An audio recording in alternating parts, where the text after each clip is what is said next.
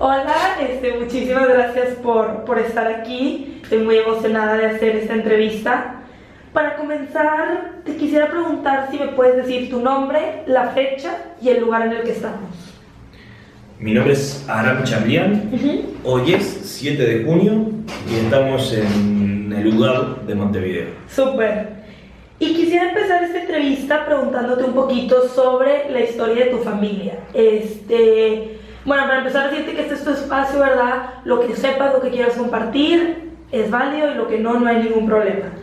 Pero quisiera saber si conoces la historia de tu familia antes del genocidio, quizás quiénes eran, dónde estaban. ¿Hay algo de esa parte de la historia que nos puedas compartir? Yo recuerdo muy poco de lo que nos comentaban nuestros abuelos. Que sobre todo, yo no conocía a mi abuelo de parte paterna, que fue, mis dos abuelos de parte paterna fueron los que exiliaron del genocidio. Y de parte de mi padre, mi abuelo paterno no conozco mucho. De mi abuela materna es una historia complicada porque se vino con la tía y no con la madre. No tengo muy claras las referencias de la familia previo a eso, sí que eran numerosas y que bueno, se terminaron escapando por lo que estaba sucediendo, pero antes de eso la verdad no tengo idea. No, digo que es completamente válido.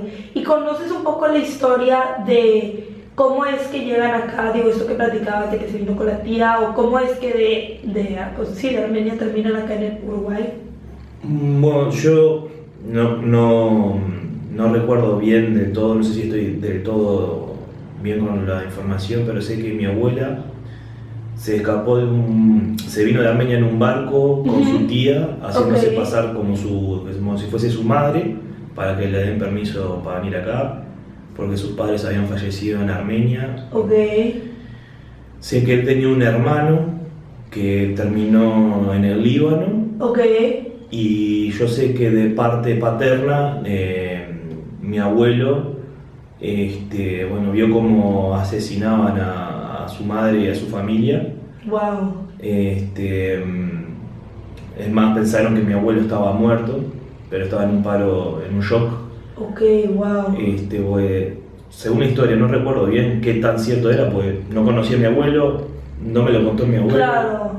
Pero como que la madre, tratando de defenderlo, se puso en el medio del soldado y él recibió la bala, murió y mi abuelo quedó tirado en el piso y lo confundieron por muerto hasta que pasaron a buscar a ver si había sobrevivientes, encontraron a mi abuelo, se lo llevan a un orfanato en donde se encuentran con uno de sus hermanos que se viene a Uruguay y ahí es donde escribe el tesoro más grande que tenemos en mi familia, que es un cancionero, un libro escrito a puño y letra por mi abuelo cuando tenía 6 años en el orfanato de Armenia. Eso lo tenemos guardado en mi casa, es el tesoro más grande de mi familia, ese cuadernito, como si estuvieses en la escuela. Bueno, todo canciones en armenio que aprendió en el orfanato a puño y letra escrito por él. Y sabes un poco, digo, me imagino que lo has leído, esas canciones de que hablan o... digo, ¿entienden o...? Yo no entiendo el armenio. Ese libro lo encontré hace poco, está guardado, no se toca. Está como en una caja fuerte. Porque hay que tener mucho cuidado que no se rompa el papel, porque es viejo, tiene más de 100 años ese cuaderno, pero nunca lo he visto, no lo entiendo porque está en armenio, yo no sé armenio, pero es como la reliquia de la familia, creo que lo habré visto 2 veces en mi vida, pero siempre fue el tesoro más grande de la familia, es ese libro, esa es la historia, la de tu abuelo escribiendo las canciones en el orfanato y bueno, y ahí está. Digo, qué padre que tengan al menos este libro. Y te quiero preguntar, una vez que tu familia llega acá a Uruguay, ¿sabes a qué se dedican, qué hacen? No sé si me puedes platicar un poco de eso. Bien, mi abuela se casa, esto de parte paterna, de parte materna mis abuelos son nacidos en Uruguay, mis abuelos vienen del genocidio armenio, que ahí no conozco mucho la historia. De parte paterna, mi abuela y mi abuelo se conocen en Uruguay. Mi abuela se casa con mi abuelo, obviamente por arreglo, a los 16 años con mi abuelo. Creo que mi abuelo tenía, no sé si 19. Pero no sé, ahora te pones a pensar y arreglar un matrimonio o cualquier cosa, pero la verdad que ellos se supieron amar, se llevaron muy bien y los tocó. Obviamente mi abuela a los 16 años era rebelde, no quería casarse nada, ¿no? Pero aprendió a amar a mi abuelo. Por suerte mi abuelo era una persona bien, que inculcaba mucho el amor, no el desprecio, no el enojo. Nunca, según mi padre, era una persona que estaba bloqueada emocionalmente, pero por todo lo que vivió. Pero nunca habló de odio, nunca habló de desprecio y me dice, a veces mi padre me decía, necesitaba un abrazo de mi padre, pero no me lo daba, pero me miraba a los ojos y me decía, era como si me diera 1000 abrazos. ¡Qué bonito! Y ahí es que entendés un poco que el legado es eso, ¿no? La lucha es con amor y no con odio y desprecio. Claro. Bueno, se casaron. Creo que mi abuelo tenía una carpintería y mi abuela era ama de casa. Después mi abuelo fallece cuando mi padre tiene 23 años, creo que de cáncer de páncreas. Tenían una casa en un barrio que se le ofrecieron comprar para hacer un edificio y después se fueron a vivir juntos. Mis tíos son arquitectos, mi padre era autodidacta, intentó muchas cosas bastante parecido como yo. Y nada, a mi abuela la cuidábamos hasta que tenía 97 años con mi hermano. Eso es lo poco que sé. Pasa que súper. yo ponele que yo soy el más chico de mis hermanos, el más chico de toda la familia, salvo ahora que nació más sobrinos y cuestiones. Hubo muchos años que yo era más chico de mi familia. Sí. Imagínate que mi padre se lleva con sus hermanos 17 y 18 años. Yo con mis primos me llevo como 30. Después mis primos eran como tíos, era una relación más de nuestra edad, como si fuésemos compinches, sino más grande, más de responsabilidad, más tío. Claro. Entonces yo hay cosas de la historia que no la tengo muy de toda definida, pero sí sé que algunas cosas de las lo que digo, sabes, o sea, creo que una gran cantidad. Y también me imagino que siendo el más chico de la familia, pues no eran tampoco temas que a lo mejor salían contigo, ¿verdad? O sea que... Y lo que pasa es que a mí no me da... Ahora podría haber un montón de preguntas, pero a esa edad no tenía la capacidad para efectuarles determinadas preguntas. Y claro, yo tuve la desgracia también de que perdí a mi madre de chica y a mi padre hace un par de años. Entonces, preguntas que se me generan ahora de determinada edad, que cuando sos chico no estás para preguntar ese tipo de cosas, no tengo respuesta, tengo que hablar o con mi hermano, que es el que era más grande y pudo preguntar esa pregunta, o mis primos que eran más grandes, pero en sí yo esas charlas directas solo con mi viejo lo tuve en sus últimos años, pero después no. Como quiera, muchísimas gracias, digo, por compartirnos esta parte de la historia, que también sé que es como, digo, que son historias difíciles, de mucha resiliencia y pues sí. Ahora me gustaría entrar un poquito en tu historia. Para empezar, tú naces aquí en Montevideo. Y me podrás platicar un poquito sobre cómo fue tu infancia acá en Montevideo. No sé si me puedes platicar a qué tipo de escuela fuiste, en qué grupos estabas involucrados y en general cómo fue tu infancia. Fue una infancia complicada. Yo perdí a mi madre con 4 años cuando... Sí, 4 años tenía yo. Mi madre tenía 33. Joven. Y bueno, nos criamos, mi viejo, plena crisis de 2002 en Uruguay, mi viejo viudo y con 3 gurises, niños. Pero no sé cómo hizo, la verdad que le tengo que hacer un monumento al viejo. Nos llevaba a todos lados, laburaba 16 horas por día, nos pasaba a buscar al colegio, a la escuela. Fuimos a una escuela pública. También mi padre nos llevaba a algo que se llamaban gimnasios mentales. Eran espacios de razonamiento y pensamiento de lógica y ejercicio de pensamiento lateral.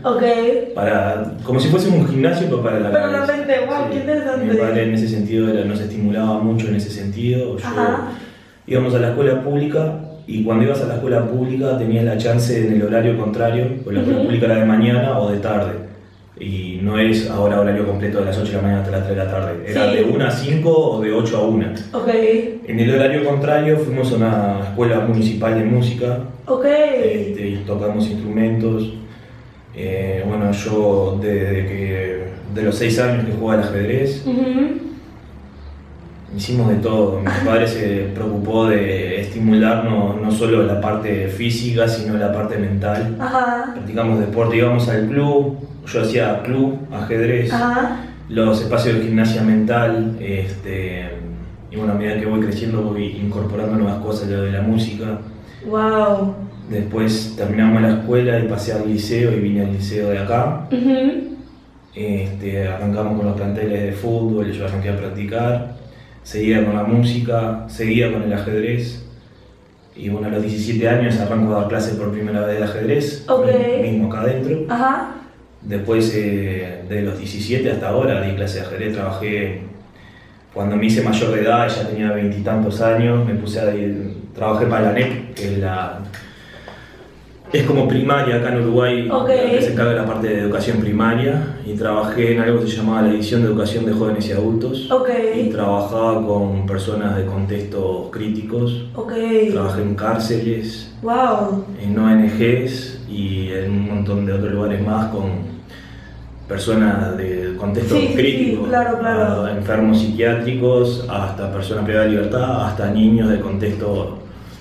De acá se llama el barrio Casaballe, el barrio Casaballe, Marconi, que son los barrios más complicados. ¡Wow! ¡Qué interesante! Trabajé con los gurises, utilizando el ajedrez como puente de conexión social. ¡Qué interesante! ¡Qué padre! Viendo cómo el ajedrez es un juego que tiene más de 5.000, es como Armenia, ponele.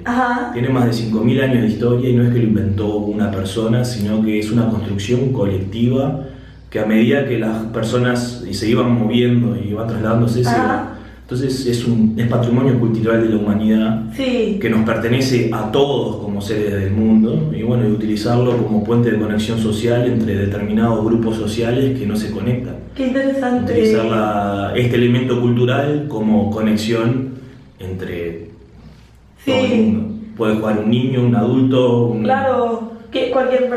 cualquier persona. Y entonces utilicé eso como cuestión, y bueno, también estudié gastronomía, hice de todo, abrí mi restaurante, empecé el año pasado. Me recibí de técnico en gestión cultural, estudié ingeniería química, estudié astronomía, hice de todo un poco. ¡Wow! Sí. Pero viste que cuando estás un poco perdido y no sabes para dónde vas rumbeando. Sí. Pero bueno, lo importante es que a todos les saqué un aprendizaje, y yo creo que mi superhabilidad no es ser bueno en algo en concreto, sino en integrar mis conocimientos en algo. Poder pescar, de lo que te escucho hablando, ¿verdad? Como pescar cualquier cosa y hacerla crecer. Qué padre, que creo que de cierta manera, no sé, te escucho como en todas las cosas que te dicen de niño, y a mí también mis papás siempre me tuvieron en clases, pero hasta de payasos, hasta la escuela de payasos fui, y como que me siento identificada en esto de estar en todos lados. Creo que esa habilidad que nos generó de chico, pues estábamos en varios ambientes, estábamos dentro del lugar, dentro de un club, dentro de una escuela pública, entonces la habilidad que tenemos con mis hermanos es que nos desenvolvemos bien en cualquier ambiente. Puede ser en un contexto social crítico, en un contexto social elevado, elevado me refiero de mayor poder económico, no que sea elevado a superior, sino de economía. Entonces nos integramos bien en todo lado, no hay un problema de integración. Que esas son habilidades, lo que necesitamos ahora en el mundo. Y regresando un poquito a tu infancia, me gustaría saber qué creciendo, ¿cuál era tu sentido de identidad o de conexión con el ser armenio? ¿O cuándo es que tú como que desarrollas este sentido de no nada más soy uruguayo, sino también soy armenio? Yo creo que eso es de toda la vida. Mi padre siempre se encargó de estimular todo ese tipo de cosas. Ya desde chico nos decía qué querés ser cuando seas grande. Teníamos 6 años, 4 años. Nos estimulaba en pensar en más allá, en pensar en lo que somos.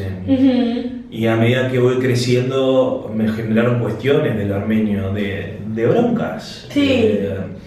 De la forma de ser del armenio y la idiosincrasia del armenio, de a veces cómo es bastante conservador y cómo es bastante machista en un montón de cosas. Y mi padre me decía, eso no es lo armenio.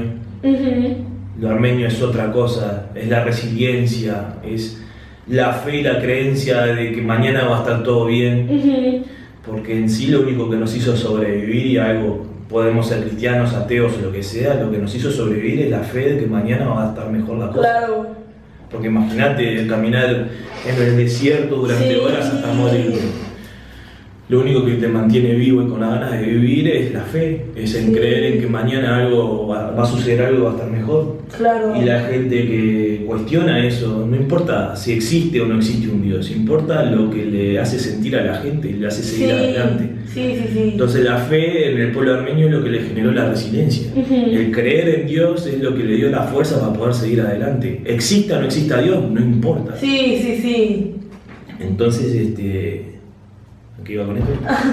Un poco tu sentido de... Ahí va. Y bueno, me generaban esas dudas y mi padre me cuestionaba, y ahí es cuando aprendí y entendí el por qué el pueblo armenio es conservador y por qué es un poco machista. ¿Está bien? No está bien. Pero tiene su justificación. Si a vos durante toda tu historia te trataron de someter y romper sobre tu cultura, la única manera de poder conservarlo durante 5.000 años bajo el dominio del Imperio Otomano, Imperio Ruso, Imperio Bizantino, Imperio Huno, Imperio, siempre bajo un imperio, pero siempre preservó su cultura. ¿Por qué? Porque había cierto cuidado hacia la mujer, hacia la madre. ¿Por qué? Porque si yo pierdo a la mujer, pierdo mi existencia, mi poder sobrevivir y seguir reproduciéndome. Y mantener eso. Por eso el armenio, si vos le puteás a la madre y lo insultás, es como... Acá es muy común ese insulto, hijo de puta. Horrible, perdón. Pero es algo más natural, se entiende. Allá en Armenia no se entiende, a la madre no se jode. Entonces es como... Es un respeto hacia...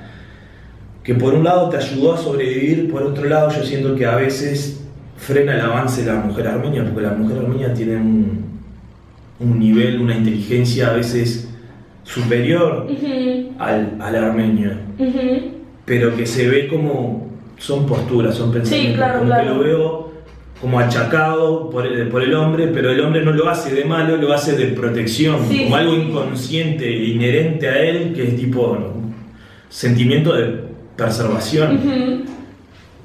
Entonces es cuando ahí mi padre me hablaba de esas cosas y empecé a entender y empecé a encariñarme un poco más, porque a mí me generaba esa... Yo siempre... Ese conflicto, no me siento ni armenio ni uruguayo, o me siento armenio y me siento uruguayo, pero nunca fue o me siento armenio o me siento uruguayo, me siento los dos. Entonces, y ahí es cuando empiezo a entender lo de la integralidad de las cosas, porque voy a tomar lo malo del uruguayo y lo malo del armenio. Yo soy lo bueno del uruguayo y lo bueno del armenio, y vamos a integrar las dos cosas. Y ahí es cuando crece la cultura y crece la visión de la cuestión.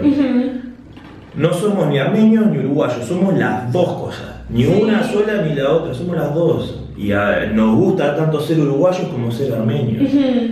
Entonces, somos culturas totalmente distintas, sí, pero así es como se genera se expande el mundo. Claro. Entonces, integrar lo bueno, entender qué es lo malo de cada idiosincrasia y superarlo. Entonces, sigo trabajando en qué es lo que soy, qué es ser, pero cada vez entendiendo más que soy de las dos y que me siento contento y orgulloso de ser tanto uruguayo como armenio y que voy a trabajar tanto para la cultura uruguaya como la cultura armenia. No, qué interesante, digo, qué bonita postura. No recuerdo quién, pero una de las entrevistas que hice, digo, iba un poco por este tema y me decía como, bueno, por fin entendí que no es una se resta de la otra, sino cómo se multiplican, ¿verdad? Y cómo las identidades, sí, pues cómo multiplican ambas. No, y se me hace muy interesante todo esto que nos platicas. Súper. Y ahora me gustaría, preguntarte, cerrando un poquito con tu infancia, hago esta pregunta y siempre les digo que es una pregunta difícil porque creo que es difícil de elegir, yo no sé qué contestaría si me lo hicieran a mí, pero me gustaría saber cuál es tu mejor recuerdo de la infancia o uno de tus mejores recuerdos que nos puedas compartir. Hay muchos que están bloqueados, dije, tuve una infancia bastante complicada, pero el llegar los domingos, nosotros teníamos una rutina que era los sábados íbamos a lo de una abuela y los domingos íbamos a lo de la otra abuela. Okay. Y los domingos era llegar a lo de mi abuela y ella toda la mañana cocinando, creo que por eso también me dio ganas de cocinar. Yo llegaba y ella estaba cocinando, llegábamos al mediodía, obviamente ella ya estaba cocinando a las 8 de la mañana. Wow. Y yo la miraba, me paraba al lado a mirarla, que era chico en ese momento. Si fuese más grande mi abuela me hubiese dicho, mirá que hombres en la cocina no. Sí. Pero como era chico me paro al lado y la miraba, y cuando hacía el kefté, que son unas pelotitas de carne con trigo bulgur, ya tenía toda la asadera, toda la carne mezclada con el trigo, y lo que hacía era las pelotitas, y yo la hacía con ella y la acompañaba. Y la última vez que lo hice me miré las manos y me hizo acordar a los movimientos que hacía mi abuela. De tanto observarla yo tengo los mismos movimientos y esos son recuerdos inolvidables. Claro. Porque ahí la comunicación era visual. Y estar ahí, era un niño, ¿entendés? No me daba cuenta lo importante y lo cultural de ese momento. Sí, claro. Porque cómo se transfiere la cultura en esas actividades, en esos momentos en donde tu abuela está cocinándote y dándote tu amor. Sí. Porque la cocina para mí es darte amor. Claro. Es una forma de dar afecto. No, completamente de acuerdo. Cuando yo estudié cocina, yo estudié muchos años, un montón de cosas, ingeniería química, licenciatura en astronomía, me daba bomba contra esas cosas, hasta que un momento dije voy a hacer lo que realmente me haga feliz. No sabía lo que era. Como cocinaba de chico y se me daba bien, probé estudiar cocina. Y cuando cocinaba y que mi viejo me diga, te quedó como mi vieja, era eso, ¿viste? No me importaba cocinar para vender, me importaba cocinar y mirarte la cara cuando comés. Sí. Y que el gesto de decir, pa, qué rico, pa, boludo, te quedó como cuando yo era, el traerte a un recuerdo. Entonces ahí es cuando entiendo que la gastronomía también es cultura, que la cultura es amor y que abarca un montón de otras cosas, y verlo de grande me hace añorarlo y recordarlo con mucho más cariño, esas cosas que en ese momento era un día normal en mi vida. Ay, qué bonito, y me encanta cómo hablas de la cocina y decir, pues, que es amor y es cultura, que es verdad. O sea, yo creo que, digo, para mí la cocina es lo más, o sea, compartir la mesa con alguien, comer y platicar, pero eso que dices de los recuerdos, ¿no? O sea, me imagino que es ser súper bonito, y lo veo en tus ojos cuando lo platicas, como decir, wow, cociné algo y que a mi papá le traigo un recuerdo, ¿no? Y que creo que sí debe ser algo. La mayor satisfacción, además te digo, yo trabajé en cocina, trabajé de cocinero, de jefe de cocina y hasta tuve mi propio restaurante. No hay mayor satisfacción que ver a un comensal comiendo y diciendo, pa, boludo, qué rico. Qué rico, me trajiste un recuerdo, me hiciste acordar a este gusto que no lo probaba hace 1000 años. Ahora me pasó de estar cocinando y no ver a la persona que atiendo y no te llena lo mismo. No te llena lo mismo, ¿no? Verlo y lo otro es, cocinar es compartir. Entonces cuando vos estás trabajando, yo ya terminé agarrando un poco de rechazo, porque a mí me gustaba eso, el compartir, el ambiente, Y cuando trabajas para eso no existe ese ambiente. Claro. Existe, necesito facturar, entonces tengo que vender 5 platos más. Sí. Entonces si yo vendo 5 platos más, pierdo la experiencia de ir, sentarme y hablar contigo. ¿Qué te pareció la comida? Sí. ¿Cómo estuvo? ¿Entendés? Sí. No, que creo que ahí, digo, como dices, una vez que se vuelve un negocio, pues se pierde quizás un poco estos. Se pierde un poco, que es algo totalmente vital, ¿viste? Aunque pasa a ser algo más como todo, ¿no? Un negocio, una cuestión de necesidad, entonces pierde los momentos más. Claro.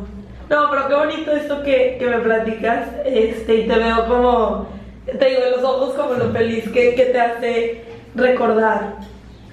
Y ahora me gustaría preguntarte sobre, digo, ya nos platicaste como que las instituciones creciendo, pero sé que ahora formas parte de UGAM, ¿verdad? ¿Me puedes contar un poco qué rol tienes, qué haces aquí en la actualidad? Bueno, como ya desde mi padre nos inculcó mucho del trabajo hacia la comunidad, el trabajo social, el trabajo voluntario. Y también eso es trabajo mucho de mi hermano, porque mi hermano es más grande que yo y me comió cabeza a mí también. Pero en el concepto de la colectividad es tu casa. Entonces, vos a tu casa vas a limpiar, vas a ordenar, vas a sentarte a comer. Sí. Pero no le vas a cobrar plata a tu casa. No vas a hacer esto ¿por qué lo haces? Porque es tu casa. Porque yo quiero estar cómodo en mi casa y porque quiero que mi casa crezca. Entonces, Sí. todo lo que hice desde los 17 años hasta ahora fue con el sentido de yo estoy trabajando para mi casa. La colectividad es mi casa. Sea UGAB, sea Bramián, sea Marar, sea Genchaquiar. Eso de antes capaz que sucedía, que había una segmentación de los armenios en el lugar. A mí me chupa un huevo. Perdón la cámara, disculpe la entrevista. Me parece totalmente bobo. Somos dos gatos locos y la unión hace la fuerza. Sí. ¿Por qué estoy en UGAB? Bueno, porque vine al liceo acá, porque mis hermanos formaron amistades acá y vinieron acá, y cuando yo vine acá, dio UGAB, podía ser cualquier otro club. Y el UGAB siempre me dio el espacio de poder trabajar. Yo de los 17 años di clase de ajedrez de forma voluntaria a los chicos del colegio. Estuve en la escuelita de fútbol hace 5 años atrás. Retomé hace 2 años y di clase de ajedrez en los gurises. Abrí mi restaurante, no tuve más tiempo para venir, ya lo cerré, tengo más tiempo, vuelvo acá, estoy con la escuelita de fútbol, estoy con las mayores, estoy ayudando a la sub-16. Es algo que me llena. Claro. Y es algo que siento increíblemente, siento que tengo una habilidad para poder formar gurises. En la parte educativa siempre se me dio bien. Y bueno, agarrarlo de la escuela y formarlos en valores y generarle ese sentimiento que tuve yo de chico para que mañana me suplanten a mí, ellos vengan acá a hacer este trabajo, que es lo mismo que generaron mis hermanos, Juan Martín o todas las generaciones mayores, un trabajo para que nosotros vengamos y estemos como en nuestra casa. Entonces, me parece que es el rol que puedo tener yo acá adentro, porque es difícil eso. Uno viene acá y dice, bueno, ¿y qué hago? ¿Y qué hago? ¿Y qué hago? No, buscar en qué es bueno y en qué puedes aportar. No es yo vengo, me sumo, estoy acá, bueno, no. ¿Cómo aporto yo a la colectividad? ¿En qué soy bueno? ¿En qué puedo dar una mano? Por ejemplo, yo el trabajo que hace la directiva, el Colorado, todo eso, no hay chance que lo haga. No me va a salir bien, no soy bueno para eso y no me gusta. Ahora, ¿en qué siento que puedo aportar? ¿En qué siento que me siento con habilidad, tengo tiempo para hacerlo? Y en estos procesos de formación. Entonces digo, hay veces que la gente no viene al club porque tiene ese sentido de no sé qué hacer, no tengo un espacio. Generate el espacio. Hacete el espacio y construí el espacio para que venga más gente que vos querés que venga, porque el club es eso lo que lo hace grande. Pero hay que trabajarlo, no hay que pedir. ¿Entendés? Como en casa, mamá, ¿me compras esto? No, ya estamos grandes. ¿Querés esto? Trabajá para tener esto. Porque si vos pedís, criticás y no haces, la colectividad no funciona y no crece. Entonces, vos querés un espacio, vení y hacételo. Y trabajá en conjunto y sigamos unas normas, porque no es que yo vengo y hago lo que quiero, no. Hay un foco, hay una base. Bueno, generate tu espacio hacerlo crecer, pero en base a estos fundamentos. Claro. Entonces esa es mi visión ahora acá en la colectividad, en la institución y en lo armenio. No tiene que... Hay cosas que cada uno está separado en su club, que está normal, actividades deportivas, lo que sea. Pero después como armenios tenemos que tener una visión de unidad. Claro. No importa que seas de Marash, no importa que seas de Bramián, no importa que seas de Ugao, de Hechaquián, de la iglesia, no importa. Tenemos que tener la misma visión. Ahora, cada uno después en su club, sí, bueno, las actividades se manejan de forma distinta con objetivos distintos. Sí. Pero con esa visión de unidad. O sea, en la unión está la fuerza. Claro. Es claro. Ya está. Para mí ese es el lema. No, que digo que creo que hay muchas cosas valiosas en lo que acabas de decir, pero me encantó esta metáfora, por llamarla así, de que el club es tu casa, ¿no? Y en tu casa, pues no, o sea, no nada más exiges, ¿verdad? Sino haces y trabajas y buscas crecer, y veo como el trabajo que tú y tus hermanos han hecho mucho acá de convertir este lugar y de tratarlo como una casa, que se me hace algo muy, muy, muy lindo. Está bien, obviamente siempre es un tema que en los almuerzos de mi familia, que ahora somos solo mis hermanos, nos juntamos a comer, pues, las cosas suceden porque tienen que suceder, pero los domingos de ser mi padre, mi abuela, son solo mis hermanos, pero nosotros seguimos manteniendo eso. Y una de las charlas que se en la mesa es Ugao, la colectividad, y es como... Es algo que la verdad que mi padre hizo muy bien en inculcarnos eso, ¿viste? El compromiso y respeto hacia tu casa, hacia tus cosas, pero no solo con lo armenio, con lo social, ¿me entendés? Yo también trabajé en el Ministerio de Educación y Cultura. Con 20 años inauguramos una plaza en Casa Valle, que es ese barrio, y hice mi voluntariado en ese sentido, no solo a lo armenio, sino ¿qué es eso? Es esa la visión, es trabajar para ser productivo y trabajar también para los demás. Eso es lo importante del voluntariado, porque si no, no existe colectivo, y si no hay colectivo no hay sociedad, y pasa lo que pasa ahora. Entonces hay que trabajar para eso y cómo hacerlo, y bueno, es inculcando esos valores a los gurises. No, qué padre que está bien todo lo que nos compartes, y veo también mucho como la pasión en lo que platicas. Ahora, digo, con toda esta experiencia que tienes, y creo que lo has descrito un poco a través de esta entrevista, pero me gustaría preguntarte más puntualmente, ¿cómo es o cómo describirías a la comunidad armenia acá en Uruguay? Wow. Complicada, pero no en el mal sentido. Hay una evolución de la colectividad acá en Uruguay, entonces yo la veo como que con tendencia más a la unión y a un objetivo común.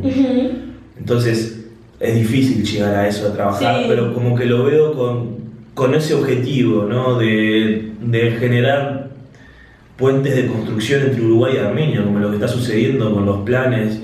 O sea, lo veo muy bien y lo veo como en ese sentido como de unión. Entonces, que eso es lo que hay que buscar, y eso es lo que me pone muy contento, y hay que lograr hacer que más chicos sigan esos pasos, ¿no?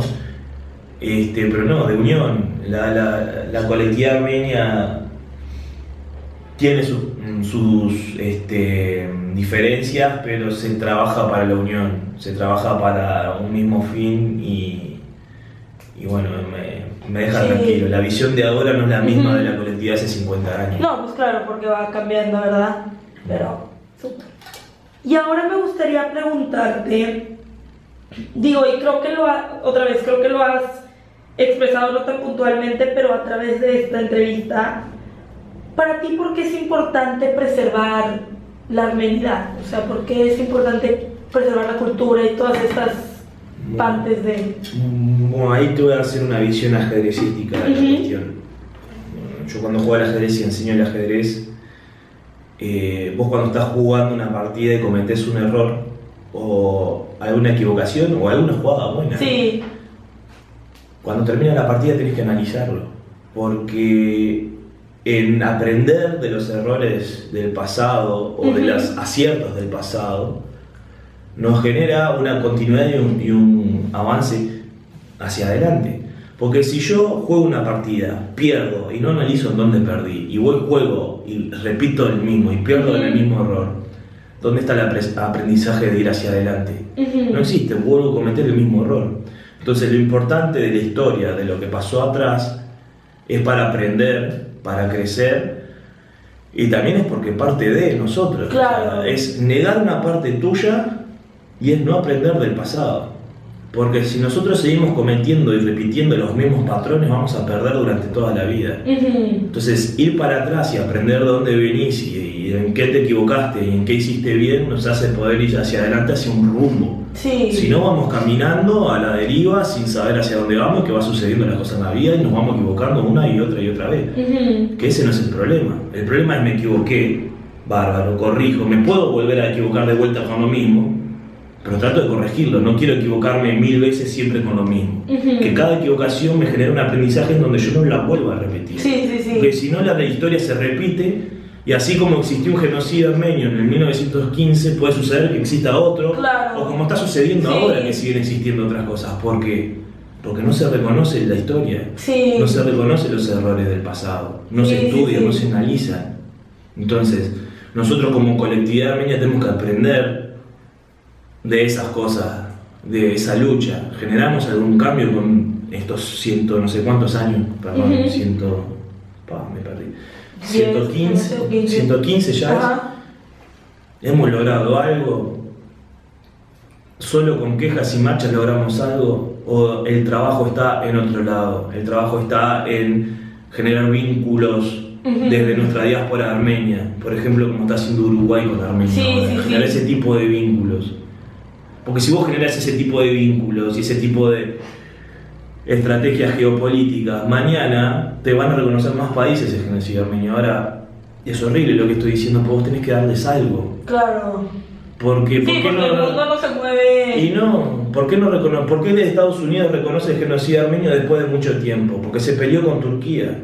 Estados Unidos tenía el centro de bases militares que controlaba Medio Oriente. Se peleó con Turquía, le echaron todas las bases militares y ahora, como no tiene más bases militares, ¿qué sucede? Ahora reconozco el genocidio armenio. Entonces, no podemos ser tan tontos de pensar que la sociedad y el mundo va a cambiar por algo humano, porque no lo va a hacer. Entonces, ¿qué tenemos que hacer? Y bueno, luchar con acuerdos políticos que construyan Armenia. ¿Por qué todo el mundo quiere a Turquía y a Azerbaiyán y a toda esa zona? Porque tienen gas. Nosotros, ¿qué aportamos al mundo?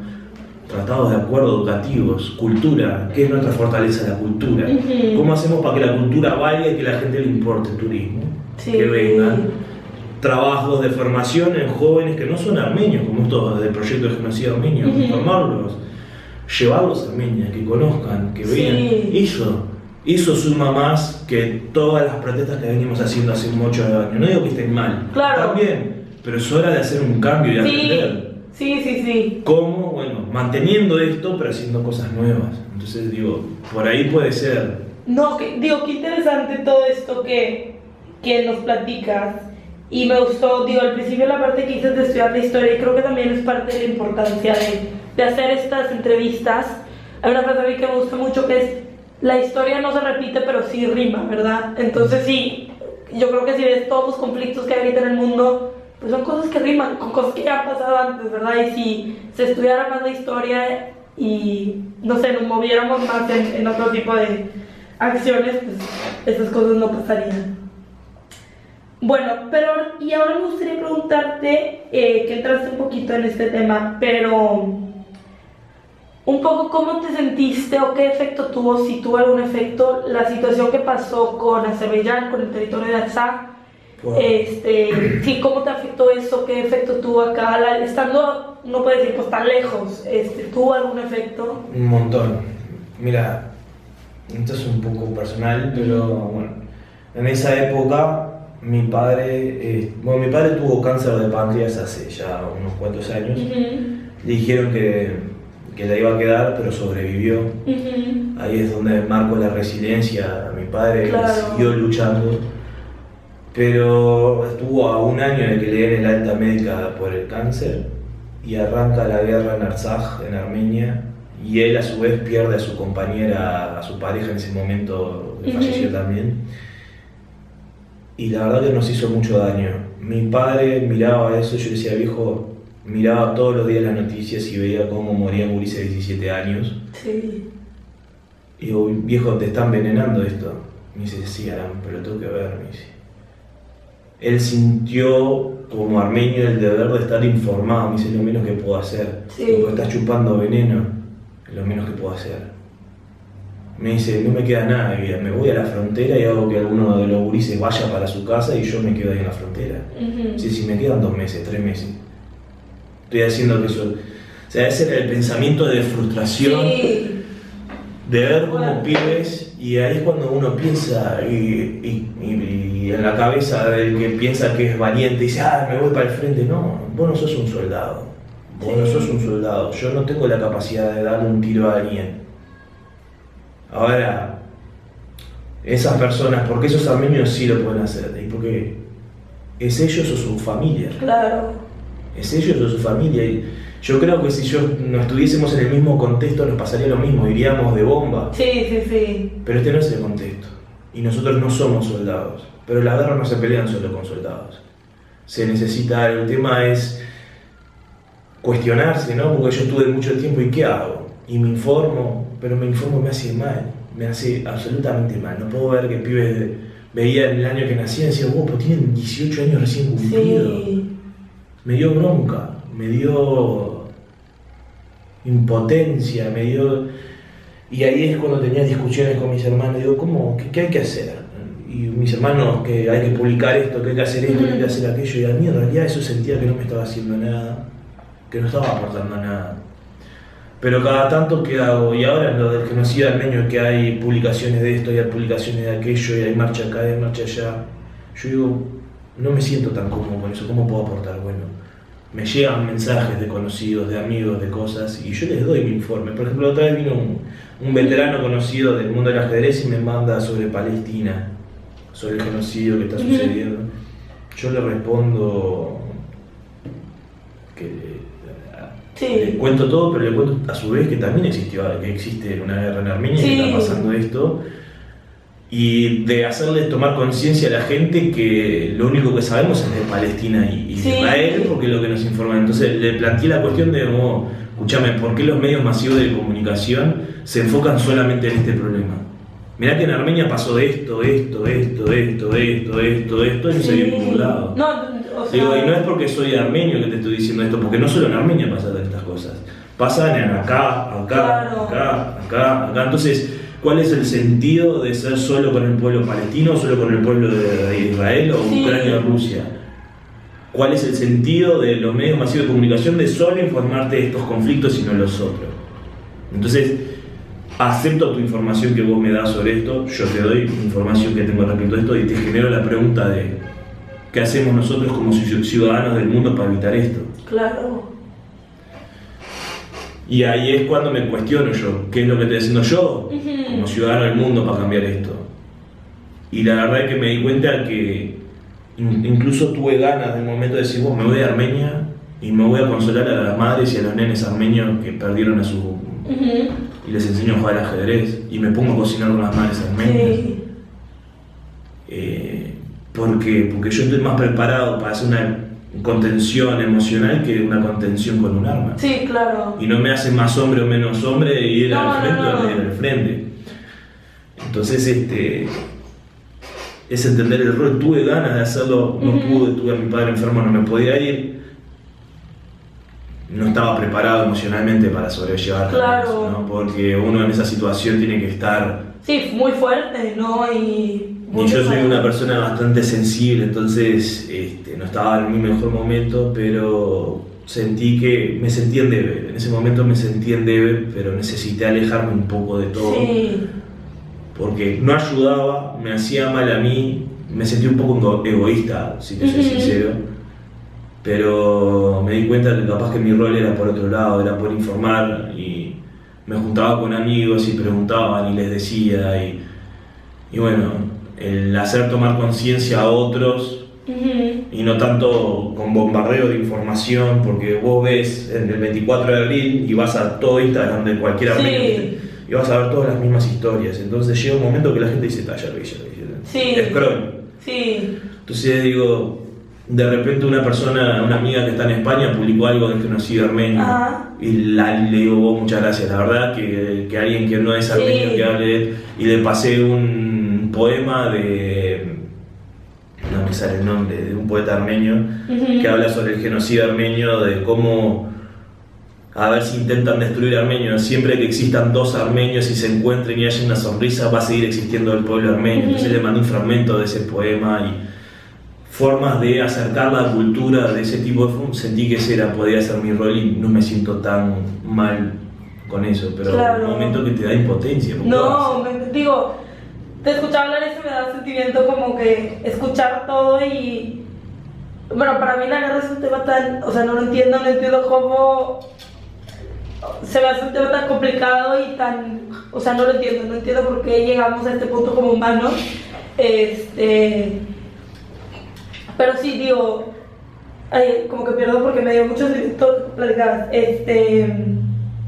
Pues sí, que me imagino que haber sido durísimo, ¿no? Estar aquí y sentir la impotencia y también decir, pues, que es verdad, nadie está hablando de ese tema. O sea, yo veo noticias sobre todo el tema con Israel y Palestina y en su momento Rusia y Ucrania, pero hay tantísimos otros conflictos que están pasando y que nadie nos está hablando, ¿verdad? Y pues, digo, me imagino que todo tiene alguna enferma razón de ser, ¿verdad? De cómo el mundo se mueve, pero...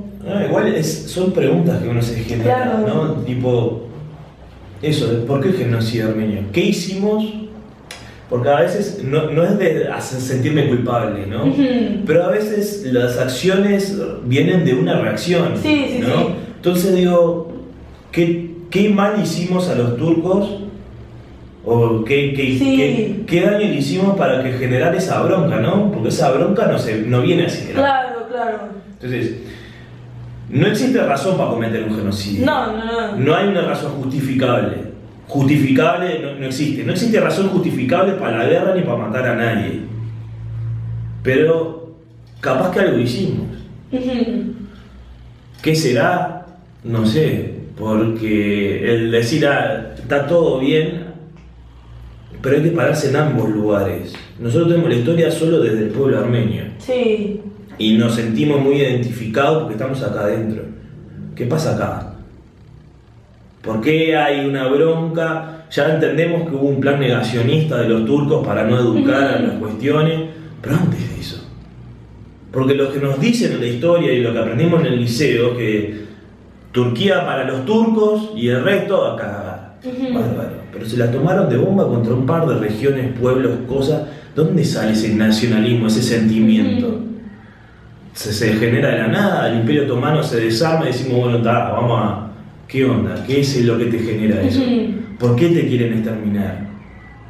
Preguntas muy fuertes. Y es horrible, y es una pregunta que no es con sentido de tenemos la culpa los armenios, no hay culpa, pero a veces pensar en, de repente, mirándolo totalmente, conflictos nada que ver, ¿no? Pero una pelea de niños, un niño va y le pega al otro, y el otro llora, y vas a retar el que pegó, pero el otro le dijo un montón de pavas, decir, no, pero mijo, eso no lo puedes decir. No es lo mismo, estamos hablando del mismo caso. Claro.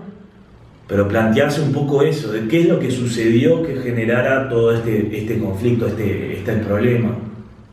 Y cómo solucionarlo. Hay chance de que el pueblo armenio y el pueblo turco se rompa ese conflicto, se rompa esa...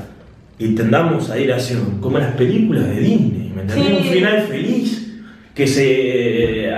¿entendés? ¿Puede existir o no puede existir? Para poder existir, ¿qué debe suceder? Y los turcos deben de reconocer el genocidio armenio, está bárbaro. Y nosotros tenemos que hacer algo, no tenemos que hacer nada, solo somos víctimas y tenemos que... Porque nosotros siempre nos ponemos el papel de la víctima, somos víctimas, pero no hay que ponerse el papel de la víctima, hay que salir de esa rosca. Y bueno, sucedió esto, no hay que olvidarse que sucedió, pero construyamos juntos, estamos al lado, como Uruguay y Argentina, ¿me entendés?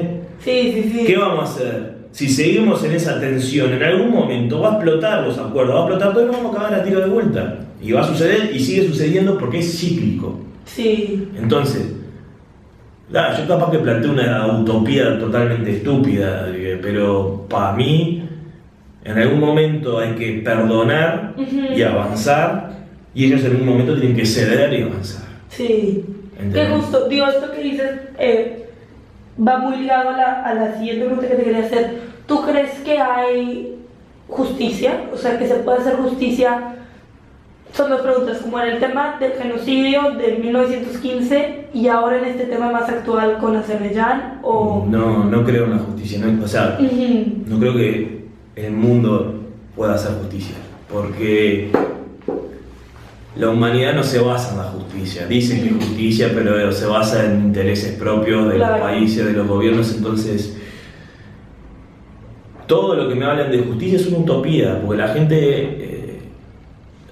Bueno, es una visión personal, pero para mí no existe partido político que funcione, no hay ni capitalismo, ni comunismo, ni socialismo, porque siempre va a haber una persona distorsionada que va a haber, ¿no? Es como decía Alfredo Zitarrosa, un cobarde vale más que por 1000 valientes, un traidor vale más que por 1000 valientes. Sí. Entonces, obviamente hay valientes, pero en comparación, si vos necesitas un traidor para 1000 valientes, si vos tenés 1000 traidores, ¿cuántos valientes necesitas? Sí. Hay valientes, hay un montón, pero la comparación en traidores hay más. Sí. Entonces, y donde hay poder y hay decisiones, ahí es donde están los traidores. Entonces, yo no creo en la política, no creo en las elecciones, en la democracia, está todo bien, la respeto y me parece que algo hay que hacer. Pero yo sé que cada uno va a luchar por sus intereses, no hay una visión de colectivo mundial, porque cada país va a estar para la suya, son culturas totalmente distintas. Entonces, mi sueño es vivir en una utopía. La utopía no existe, ¿qué voy a hacer? Y bueno, en la justicia no creo. No hay país en el mundo que me demuestre que haya justicia y que no haya poder, intereses ajenos. ¿Por qué? Porque sucede en toda la parte de la política. Entonces, para que pueda existir justicia, el hombre tiene que ser honesto y tiene que tener empatía. Y la sociedad mundial no es honesta y no tiene empatía. Entonces, ¿cómo vas a hacer eso? Y bueno, poner una bomba en el Palacio Legislativo y va a ser un caos, y sí, va a ser un caos. Pero este sistema mundialmente no funciona porque no es humano. Claro. Porque no importa la vida. Sí, a nadie, sí, es lo que digo, hablo mucho. No sé qué punto a los gobiernos se les olvidó que la gente que está mandando a las guerras son personas con familias, con historias y con... Es que no importa, el tema es... y tampoco es todo social y todo, no, porque tiene que haber un equilibrio. Sí. Ese es el tema. El mundo es blanco o negro. Los que dominan el mundo es blanco o negro, no hay un gris. No hay un intermedio. Entonces, y si hay un intermedio, va a venir alguien para convertirlo en blanco o en gris. Sí. ¿Entendés? No, está dentro de la naturaleza del hombre esa cuestión. Entonces, digo, no creo en la justicia. En un mundo utópico sí creo en la justicia. En el mundo que vivimos hoy, no le creo. No, y creo que es un punto de vista completamente válido, como dices, y más pues con el mundo. Digo, no sé qué nos daría como fe, ¿verdad? Para empezar a creer en la justicia con el mundo en el que vivimos y con que cada día te levantas y en las noticias hay una nueva tragedia y a nadie le importa y ya todos son números y... Yo creo que el cambio va primero, para que cambie el mundo tenemos que cambiar nosotros, me parece eso. Para cambiar el mundo tenemos que cambiar nosotros. Y yo creo que nosotros tenemos que cambiar y ser más humanos, ¿no? Sí.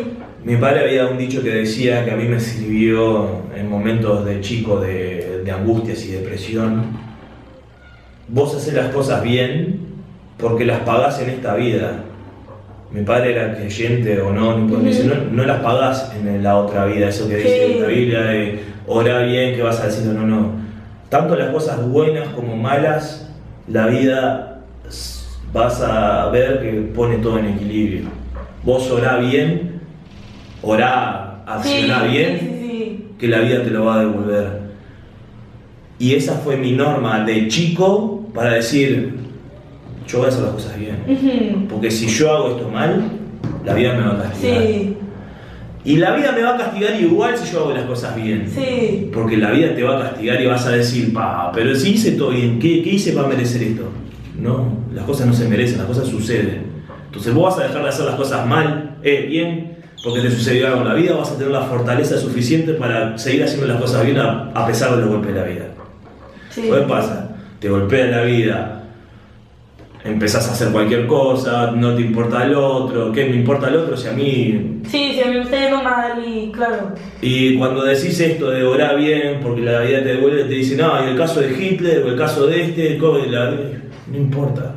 Vos orá y hacés las cosas bien, de corazón, no cagues a las otras personas. Sí. Si vos haces ese cambio vas a ver que no va a existir ningún Hitler después. Si cada uno toma ese caso en particular, no va a seguir ni un genocida ni nada. ¿Por qué? Porque vos vas a orar por bien.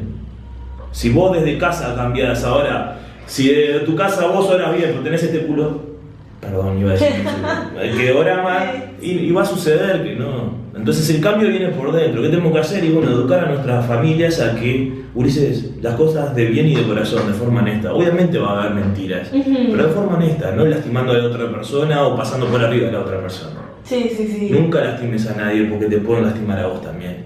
No, y claro. uno sabe cuando lo lastiman cómo duele. Ahora, si a vos te lastiman y vos nunca lastimaste a nadie, eso tampoco te da derecho a vos salir a lastimar a las otras personas. ¿Por qué? Porque hay que orar bien, siempre. Sí. Entonces, el cambio va desde adentro y desde uno. Y es difícil. No, completamente de acuerdo en todo, o sea, toda esta entrevista, o sea, te escucho hablar y pienso tantas cosas y conecto y no sé, como que me ha encantado esta plática y pues digo, concluyo que es un mundo tan difícil en el que vivimos que si todos actuáramos bien, ¿qué otro mundo sería, verdad? O sea, si todo fuera tan fácil como tuviéramos empatía y compasión, ¿en qué mundo viviríamos? Estaría divino. Pero no sucede. No se puede, sí. ¿Y por qué sucede esto? Bueno, ni idea. Sí, no, eso sería... Lo que pasa es que el cambio no es de ahora en 5 años, ¿no? El cambio es en cientos de años. Sí. Pero el cambio comienza de casa. Sí, si nosotros no cambiamos y seguimos exigiéndole a los gobiernos que hagan esto, que hagan aquello y nosotros no hacemos nada, ¿qué va a suceder? Sí, no. Los gobiernos son reflejo de la sociedad. Sí, completamente. Pues en algunos casos, ¿verdad? Los elegimos. Bueno, claro, hay casos que no los elegimos. Sí, que no, pero sí. Bueno, y para terminar, esta entrevista que ha sido para mí muy valioso todo lo que has dicho y lo voy a guardar con muchísimo cariño. Me gustaría preguntarte, si pudieras describirte a ti, quién eres a día de hoy, en 3 palabras, ¿qué palabras usarías? Iba a decir 3, papá. Gordito, peludito y amoroso. No. 3 palabras.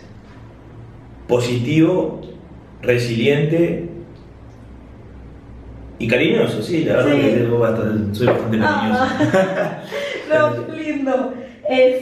Pues bueno, eso es todo por mi parte. O sea, algo más que nos quieras compartir. No, muchas gracias por el espacio. No. Está bueno generar este tipo de espacios porque te genera este tipo de planteamientos que no todo el mundo se plantea. Claro. Está interesante como armenio plantearse todas estas cuestiones y pensarlas. Entonces, te agradezco poder generar este espacio y te agradezco el generar el espacio de poder expresarlo, ¿no? Porque claro, uno lo piensa pero no lo expresa y bueno, este espacio de poder expresarlo está bastante bueno. No, muchísimas gracias. Bueno, fue un placer.